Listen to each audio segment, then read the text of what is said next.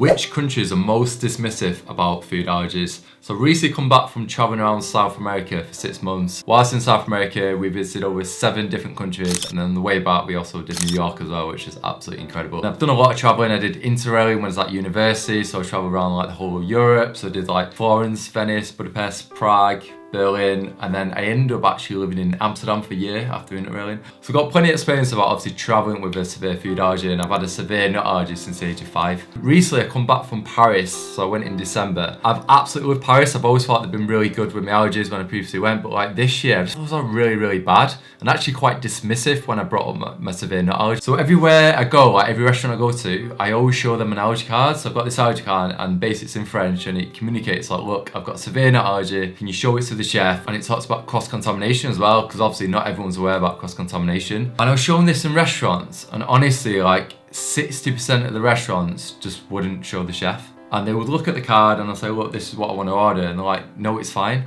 And I was like, no, can you just check with the chef? It'll just give me a peace of mind. And a lot of times like, no, the food is safe. I don't know whether that's like a cultural thing, like they just aware of like what's in all the ingredients in all the food, or they're more educated or trained about food allergies. It was so frustrating. And there was like one occasion where I ordered a burger chips, like showed him the allergy card, and he was like, no, it's fine. I was like, can you just check with the chef? He's like, no, it definitely doesn't have nuts in it.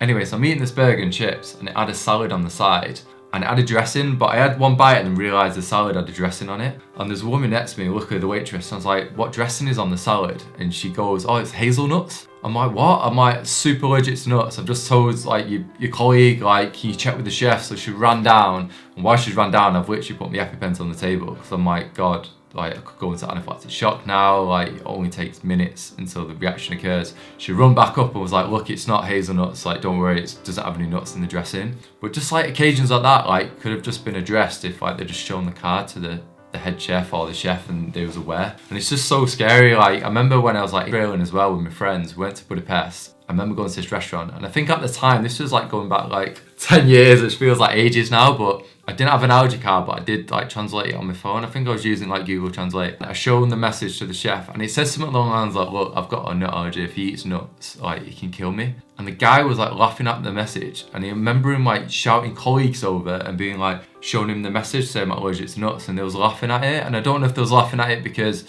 I said if you eat nuts, it could kill me, but honestly, it just like really infuriated me. And I think if that happens now, I think like I wasn't as confident back then, but I think if that happens now, like just eat in a restaurant where they are going to take your allergy seriously. But I just like looking back, it's so frustrating like that they laugh when I show them the message that saying that like having a nut allergy could kill me. For anyone kind of watching this, like, and you're gonna have occasions where you're gonna go into a country and maybe like that country are just not that aware about food allergies, or there's just a lack of training and awareness, and it's not worth the risk putting your life in their hands and then not taking it seriously. Then you could have severe allergic reaction because of cross-contamination, or whether there's like your allergen in that meal. I think the best thing for me when I'm traveling now, like get an allergy card, like I use it like every restaurant I go to. So when I was traveling around South America, I would always show them the allergy card. And if I get like an inkling that they're not going to take it seriously, then I just wouldn't eat there. There's times like when I was in Colombia where I showed them the allergy card, I literally just want to order like a pizza. It was literally just like the plainest pizza, like a margarita pizza.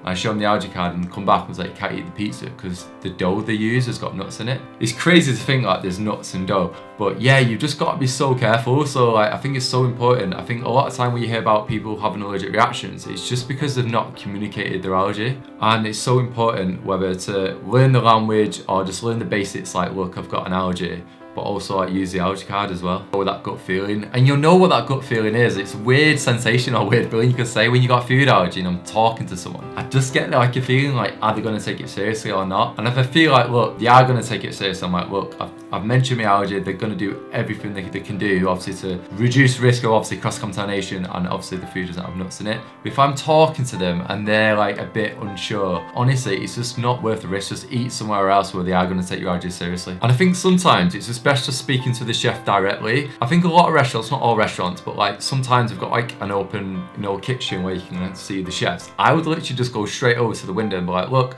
I've just ordered this burger, I've got severe nut allergy.